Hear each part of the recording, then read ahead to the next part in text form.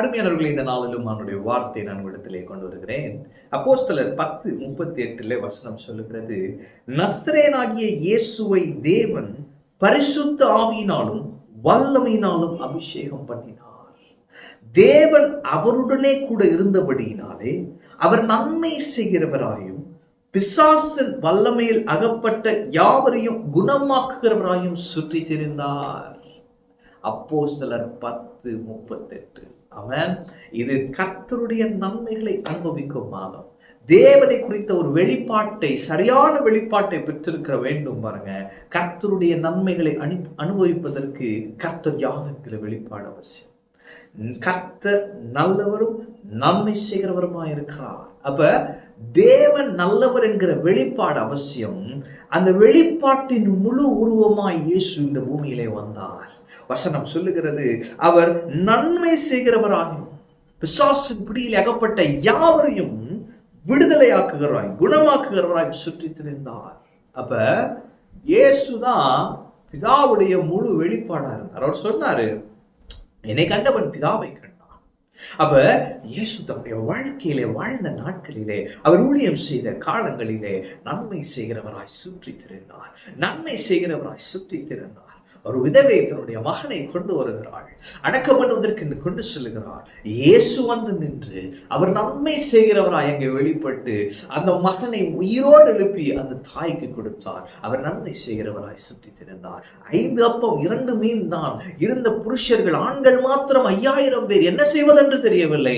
அவர் நன்மை செய்கிறவராய் வெளிப்பட்டு அற்புதத்தை செய்து 5000 புருஷர்கள், அவர்களுடைய மனைவிகள், பிள்ளைகள் என எல்லோரும் சாப்பிட்டு திருப்தி அடைந்த பின்பு மீதியான துணிக்கைகள் 12 கூட எடுக்க கிருபை செய்தார். அவர் நன்மை செய்கிறவராய் சுற்றி திரிந்தார். ஆமென். பாருங்க, பிறவி குருடன் தான், அவனை குணமாக்கினார். அதே போல பர்த்திமேயு, அவனும் குருடன் தான். அவன் கேட்டான், ஆண்டவரே நான் பார்வை அடைய வேண்டும். அவர் சொன்னார், பார்வை அடைவாயாக.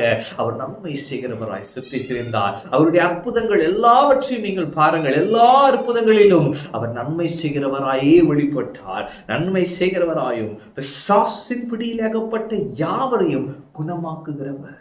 ஒருவேளை இன்னைக்கு சரீர பிடியில, சரீர வியாதி நிமித்தமாய் மருத்துவ மாத்திரம் யூஸ் பண்ணியும் பயன் இல்லை, இதேதான் போயிட்டு இருக்கு, வருஷரா போயிட்டு இருக்கு. நான் சொல்றேன், நன்மை செய்கிறவராய் சுற்றி திரிந்த இயேசு இன்று உங்களோடு கூட இருக்கிறார். அவர் உங்களுக்கு ஊழியம் செய்கிறார். அவர் நன்மை செய்கிறவராய் உங்கள் வாழ்க்கையில வெளிப்படுவார். உங்களுக்கு பூரண குணத்தை இந்த மாதத்திலே, சரீர சுகத்தை உங்களுக்கு தருவார். விசுவாசின் பிடி, விசுவாசின் போராட்டம் எல்லாவற்றுக்கும் இந்த மாதத்திலே, குறிப்பா இந்த நாளிலே விடுதலை உண்டு. அவர் நன்மை செய்கிறவர், அவர் நல்லவர். இந்த மாதத்திலே உங்களுக்கு நிறைய நன்மைகளை வைத்திருக்கிறார்.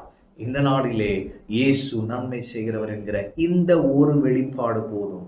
அவர் நல்லவர், அவர் நன்மை செய்கிறவர். இன்று என் வாழ்வில் ஒரு நன்மை செய்வார். எதிர்பார்த்துருங்க.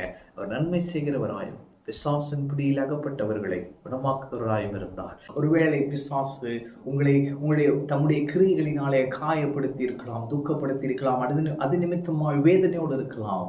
நான் சொல்லுகிறேன், இயேசு நன்மை செய்கிறவர், இயேசு குணமாக்குகிறவர், இயேசு விடுதலையாக்குகிறவர், இயேசு வெறுமைகளை நிரப்புகிறவர். இன்று உங்கள் வாழ்க்கையிலே நன்மைகளினாலே உங்களை திருப்திப்படுத்துவார். தான் நல்லவர் என்பதை இன்று உங்களுக்கு வெளிப்படுத்துவார். அவருடைய நன்மைகளை அனுபவிப்பீர்கள். ஆமென். கர்த்தர் உங்களோடு இருக்கிறார். கர்த்தர் உங்களை ஆசீர்வதிப்பார்.